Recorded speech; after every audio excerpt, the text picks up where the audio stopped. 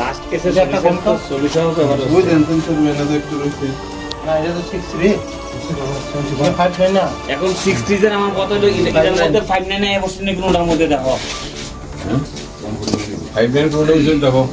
এটার মধ্যে দেখো কোনটার মধ্যে 59 আছে দেখো আর দেখো মিলাও তো একটু মিলাও। দেখো 59 এটা গুলো দেখো।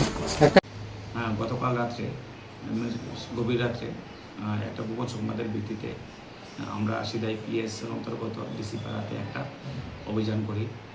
সংবাদ গোপন খবরটা এরকম ছিল যে ওই এরিয়ার একটা বাড়িতে প্রচুর পরিমাণে নেশাদ্রব্য মজুদ আছে। সেই হিসাবে আমরা 104 ব্যাটালিয়ন বিএসএফ, 124 ব্যাটালিয়ন সিআরপিএফ জামালতে যা আছে সিদাই এবং লেফুমা থানা জয়েন্টলি ওই বাড়িতে রেড করি। রেড করার পর এক্সিকিউটিভ ম্যাজিস্ট্রেটও সাথে ছিলেন।